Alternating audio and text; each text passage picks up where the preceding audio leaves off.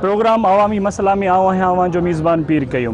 नाज़रीन, अॼु असीं जंहिं मामले ते ॻाल्हि ॿोल कंदासीं, सिंध में हिन वक़्तु उहो तमामु घणो इशू हले पियो बोगस डोमिसाइल जे हवाले सां। त सिविल सोसाइटी तरफ़ां ऐं वकील बिरादरी तरफ़ां हिकिड़े एहतिजाजी रैली कढी करे प्रेस क्लब पहुता आहिनि। उन्हनि सां ॻाल्हि ॿोल कंदासीं त हीउ जेको बोगस डोमिसाइल वारो सिलसिलो हले थो पियो ऐं इन ते पूरी सिंध सरापा एहतिजाज आहे, त उन्हनि जो छा चवणु आहे, अचो त ॻाल्हि ॿोल कयूं।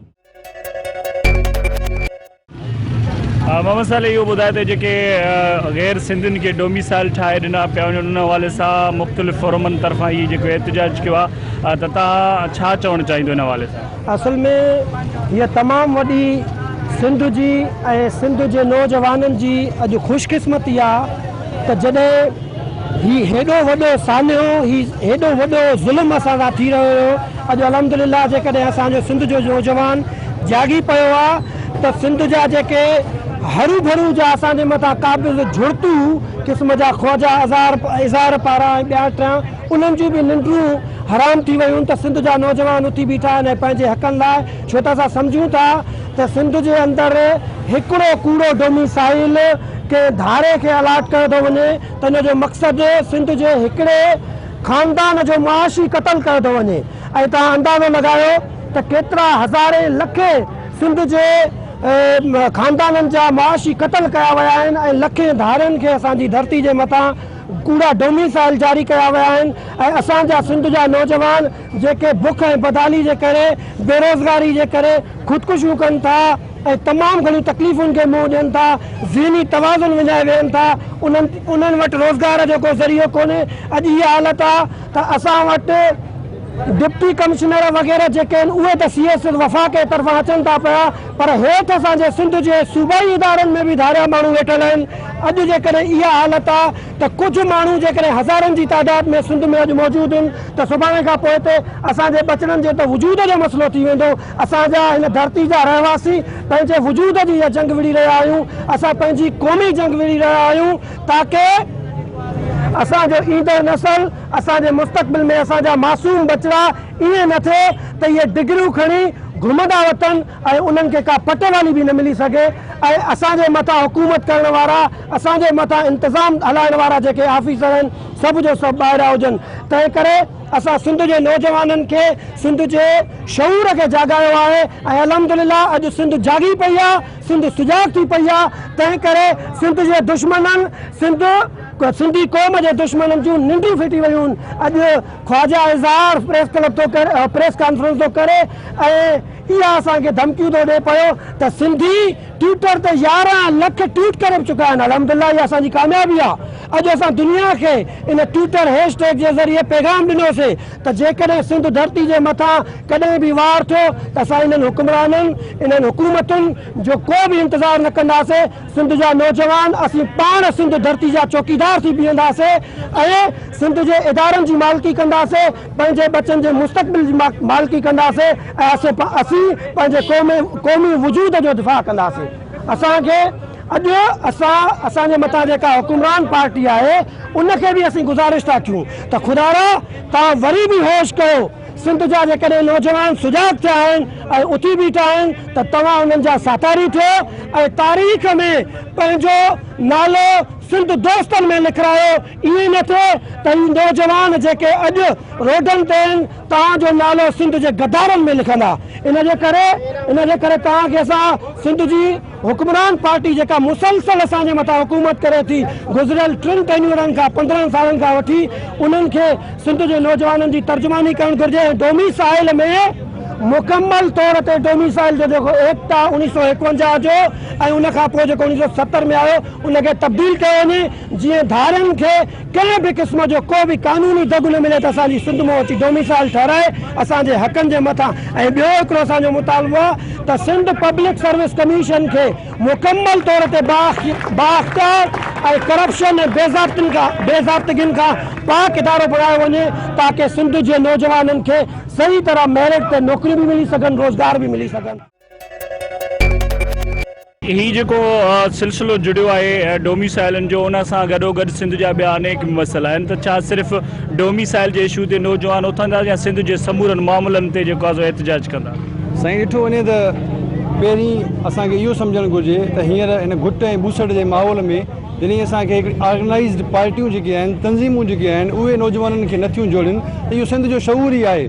जन सिंध जे मसइलनि ते उहो खणी डैम जो मसइलो हुजे, उहो खणी पाणी जो मसइलो हुजे या उहो खणी डोमिसाइल जो मसइलो हुजे, असां सभिनि खे मुतहद कयो आहे, मंज़म कयो आहे ऐं असांखे इहो सोचण ते मजबूर कयो आहे त असांजी गॾियल जिदोजहद सिंधियुनि जे हक़नि जे लाइ ऐं सिंध जे हक़नि जी हासिलात जे लाइ बहितर आहे। तव्हां ॾिठो हूंदो त सिंध जी तारीख़ में ट्विटर ते करे एतिरनि माण्हुनि मंज़म थी करे जिदोजहद कोन हलाई आहे ऐं ट्रेंड कोन हलायो आहे। हीउ जेको ट्रेंड हो सिंधियुनि जी तारीख़ी मां कामयाबी सम्झां थो ऐं मां नथो सम्झां त हीउ सिर्फ़ु डोमिसाइल जे मसइले ते, सिंध जे हर मसइले ते कहिड़ो बि मसइलो हुजे खणी उन ते सिंध जा नौजवान जेके आहिनि अॻिते अची पंहिंजो किरदारु अदा कंदा।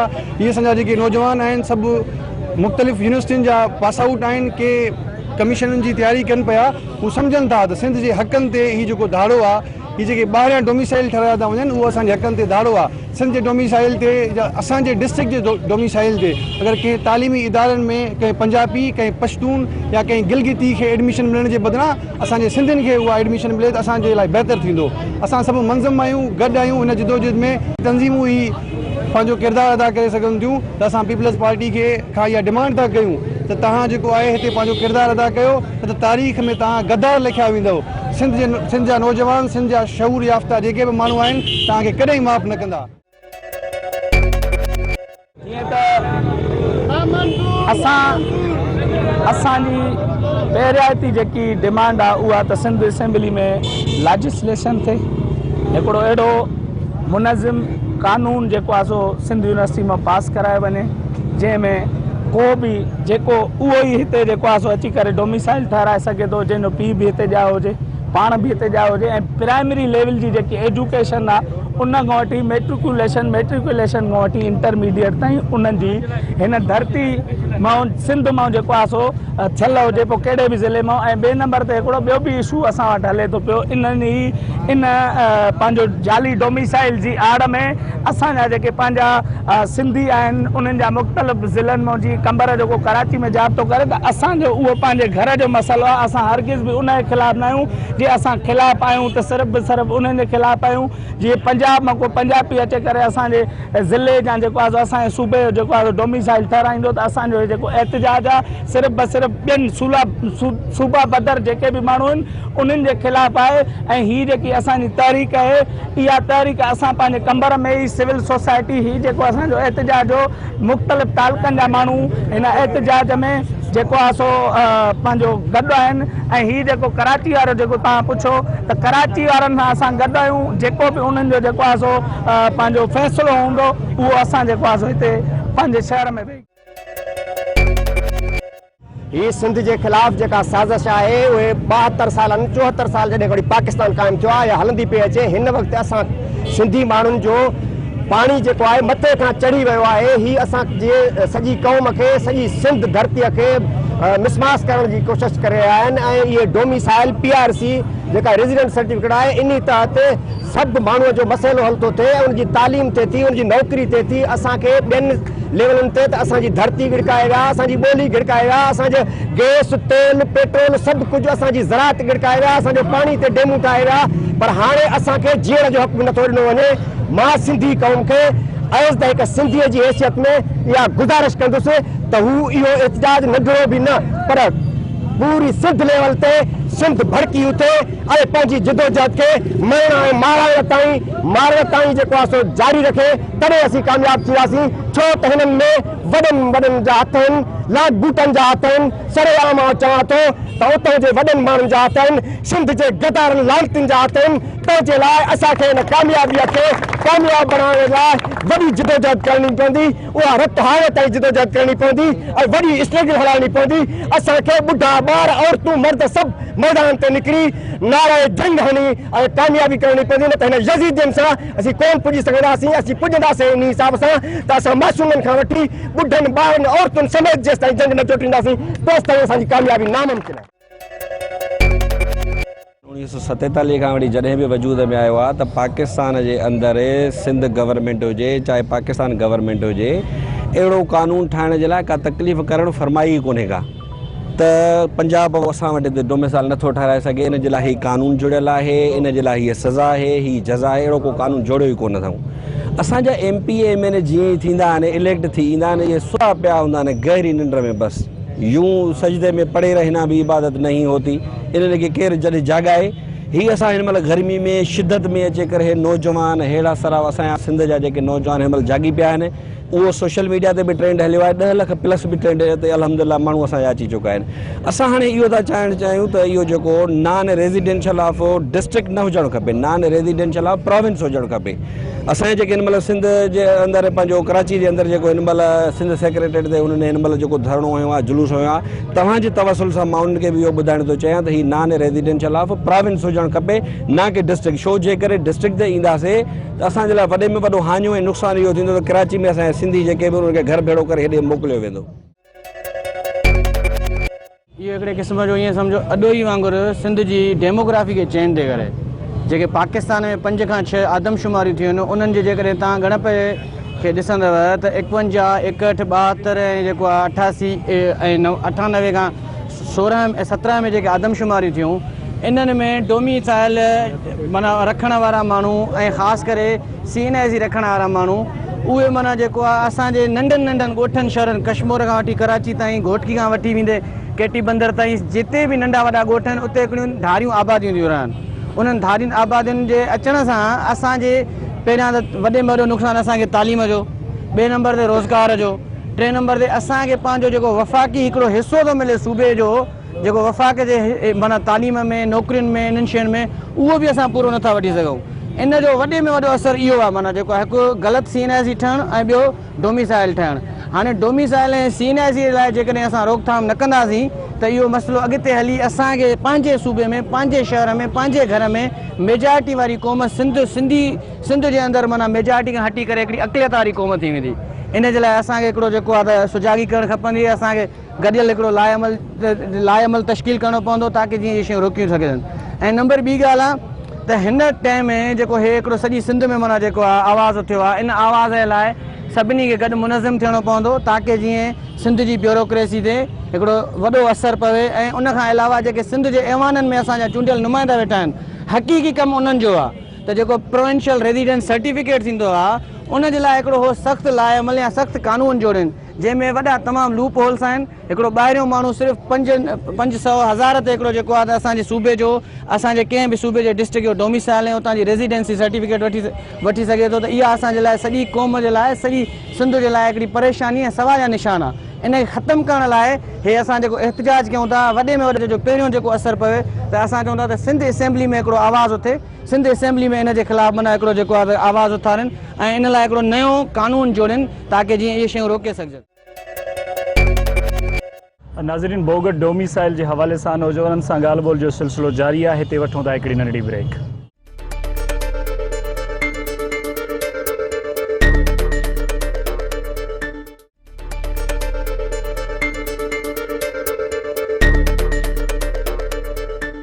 वेलकम बैक नाज़रीन, जितां ॻाल्हि ॿोल जो सिलसिलो छॾियोसीं उतां ॻाल्हि ॿोल जो सिलसिलो जारी था रखूं। ही जेको सिंध अंदरि बोगस डोमिसाइल वारो इशू हले पियो, इन सिलसिले में जेको सिविल सोसाइटी एहतिजाज करे मुख़्तलिफ़ शहर जे रस्तनि खां थींदी प्रेस क्लब पहुती आहे, त उन्हनि सां ॻाल्हि ॿोल जो सिलसिले खे जारी था रखूं।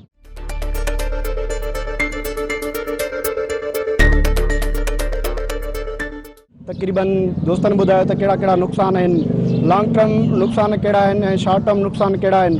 पोइ उन जे हिसाब सां हाणे मां थोरो सॉल्यूशन जे बाबति ॻाल्हाईंदुमि त इन जो हल थियणो कहिड़ी खपे ऐं छा करणु खपे।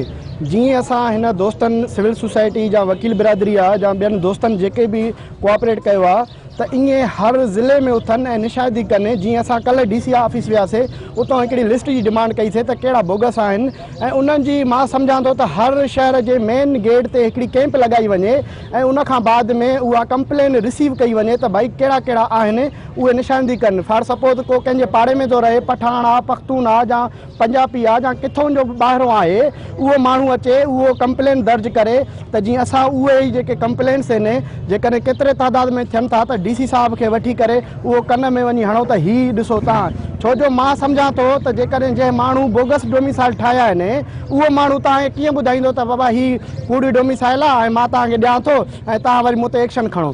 त इहो मां सम्झां थो त DC साहब न ॾींदो। हर फ़र्द, हर नौजवान, हर माण्हू जो इहो हक़ आहे त पंहिंजे ओड़े पाड़े सराउंडिंग में बि जांच करे त को गैर त नथो रहे, केरु गैर माना सूबे वारो त नथो रहे। पोइ उन जी अचे निशानदी कनि, हिकिड़ी कैंप माना लॻाई वञे ऐं उन में अचे कंप्लेन रिसीव कनि।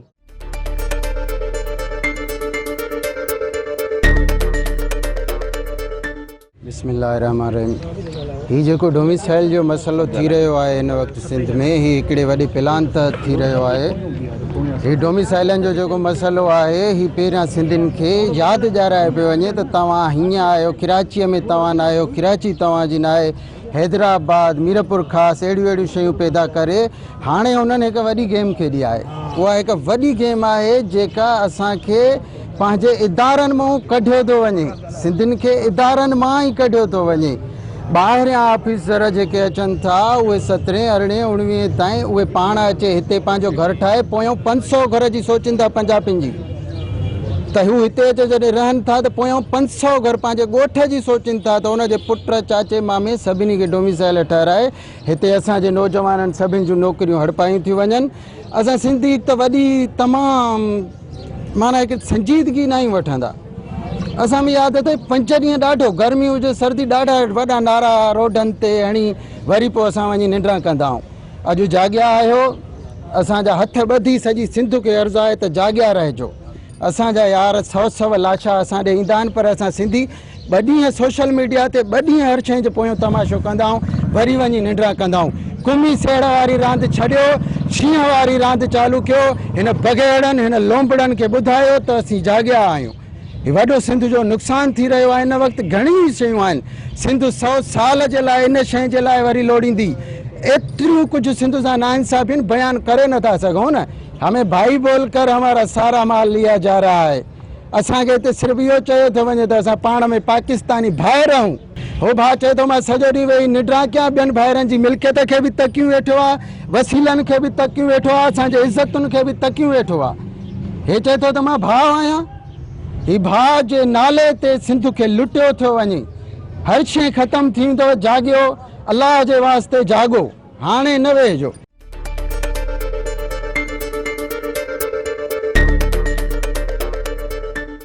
अस्सलाम वालेकुम।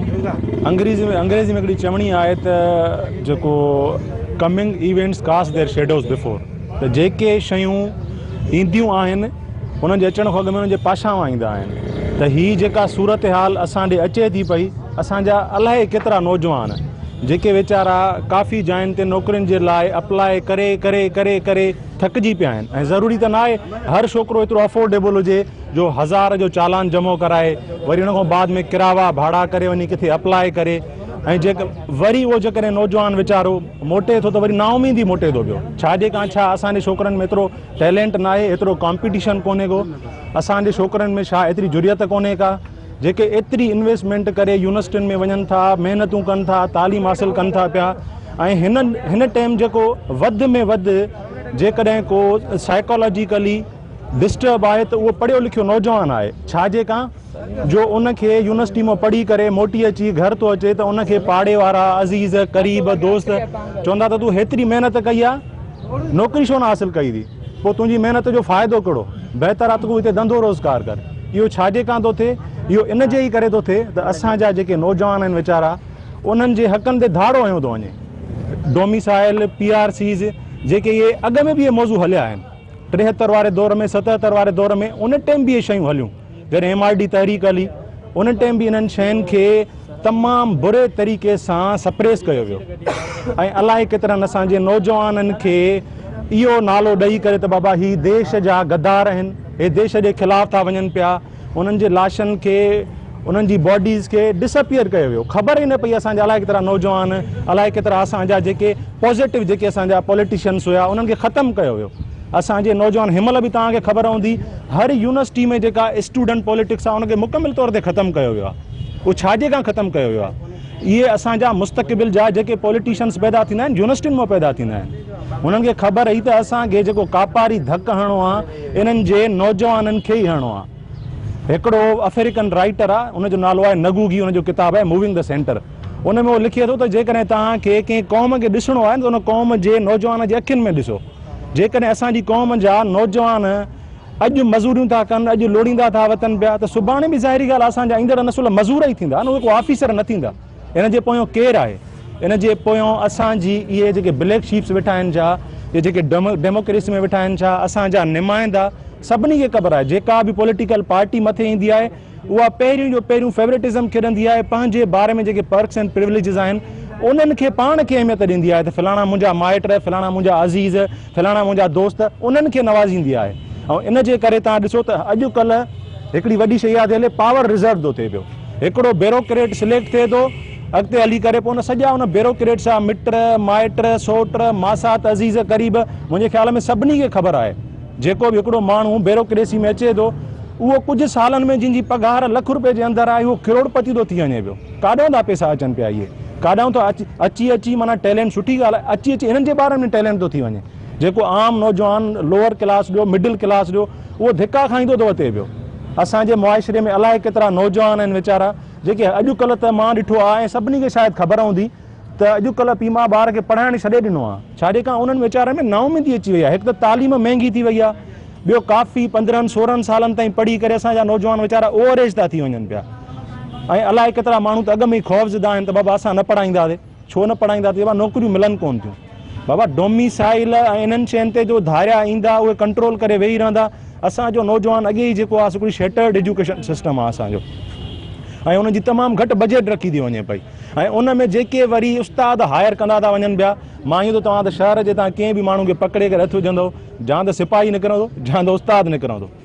ऐं सभिनी खे ख़बर आहे त असांजे उस्तादनि जी छा उन्हनि जी अपर जेको आहे सो लेवल आहे पढ़ाइण जी। सो ॻाल्हि चवण जो मक़सदु इहो आहे त असां सभिनी खे गॾु थियणु घुरिजे, असां सभिनी खे हिकु थियणु घुरिजे। चवंदा आहिनि त united we stand, divided we fall. जेकॾहिं गॾु न थींदासीं त असां लताड़जी वेंदासीं। असां जेकॾहिं हर जनरेशन जो हिकिड़ो कमु हूंदो आहे, असांजी जनरेशन जो जेको कमु आहे उहो आवाज़ु उथारणु आहे, असांखे अवेयरनेस ॾियणु आहे। थी सघे थो असांखां पोयां ईंदड़ जनरेशन उहे पंहिंजे हक़नि जे लाइ जंग कनि, रोडनि ते अचनि विढ़नि, जीअं सीरिया में निकिरंदा पिया, लिबिया में निकिरंदा पिया। इहे नौजवान इनकलाब आणींदा आहिनि।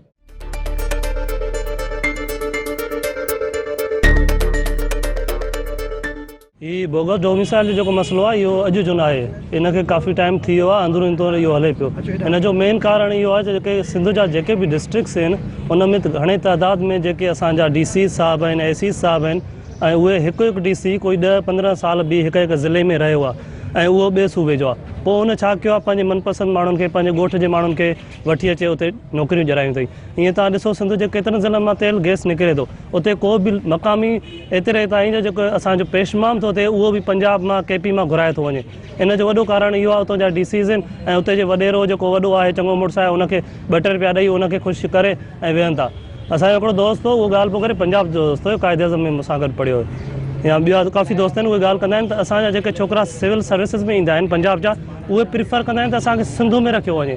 सिंध में इन जे करे रखियो वेंदो आहे उन्हनि खे त उतां जा वॾेरा, उतां जा चङा मुड़ुस उन्हनि जूं दावतूं कंदा आहिनि, उन्हनि खे ख़ुशि कंदा आहिनि। एतिरो उन्हनि खे पंजाब में लहे न हूंदी आहे, इन जे करे हू सिंध में ईंदा आहिनि, छो जो सिंध में रिश्वत घणी आहे उन्हनि जे करे। ऐं उहा रिश्वत केरु थो कराए? इहो ब्यूरोक्रेसी थी कराए, ऐं ब्यूरोक्रेसी में वधीक हथु खंजो आहे, इहो सॼी आवाम खे ख़बर आहे। इन जे करे ऐं एतिरे ताईं जेकॾहिं पंजाब जो DC SP जेको अचे थो सिंध में, उन जी को प्रोग्राम थो थिए, घर में थिएसि या पंहिंजो थिएसि, त असांजा वॾेरा शाही जेको तबिको आहे उहो उन जे लाइ 10-10 ॾींहं अॻु में उते पुॼे थो, तामनि सां गॾु उन्हनि जे लाइ इनाम खणी, उन्हनि जे लाइ तोहफ़ा खणी, उन्हनि जा ख़र्च थो करे वञे प्रोग्रामनि जा। इहो असरु आहे, इन जे करे असां वरितल आहियूं हींअर ताईं।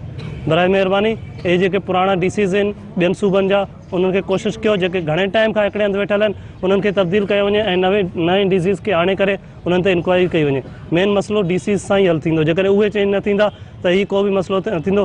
हींअर जेको असां एहतजाज करे रहिया आहियूं, इन सां वधीक अञा परेशानियूं थी वेंदियूं आम माण्हू खे डोमिसाइल वठण में, उहा रिश्वत वधंदी।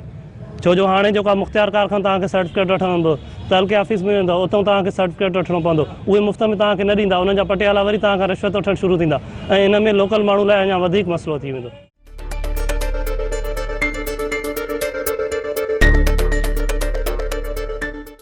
हीअ असां वटि जेको सिंध में नओं हिकिड़ो इशू निकितो आहे डोमिसाइल जे हवाले सां, असांजी सिंध सदियुनि खां वठी अहिड़ा हाञा, अहिड़ा नुक़सान, ऐं असांजी जेका नई जनरेशन आहे उहा सहंदी आई आहे, अञा बि सहे पई। ही अॼु जेके डोमिसाइल जो जेको इशू आयो आहे, सॼी सिंध सरापा एहतजाज थी आहे। असांखे ही जदोजहद जेका आहे उहा सिर्फ़ु हिन नारनि ताईं, बैनरनि ताईं या 50-60 माण्हुनि जे गॾु थियण ताईं असांखे न करणी आहे। इन जे लाइ असांखे मुसलसिल जदोजहद जी ज़रूरत आहे। असां पंहिंजे तमामु सीनियर दोस्तनि खे चवंदा त असां सां गॾु थियनि, असांखे सिधे दग ते लाहिनि। हीउ जेको मसइलो अॼु 5 माण्हुनि जो थियो आहे, सिर्फ़ु हाणे सॼी सिंध हिन इहो भोॻींदी। असां वरी बि गुज़ारिश कयूं था असांजे तमामु साञावन दोस्तनि खे, शहूर वारनि माण्हुनि खे, अदीबनि खे, शाइरनि खे, जीअं MRD तहरीक में जीअं हुननि पंहिंजो किरदारु अदा कयो हुयो, हाणे बि बिल्कुलु अहिड़ी हालत आहे ऐं पंहिंजो किरदारु अदा कनि ऐं सिंध जे सचे सपूत हुअण जो सबूत ॾियनि।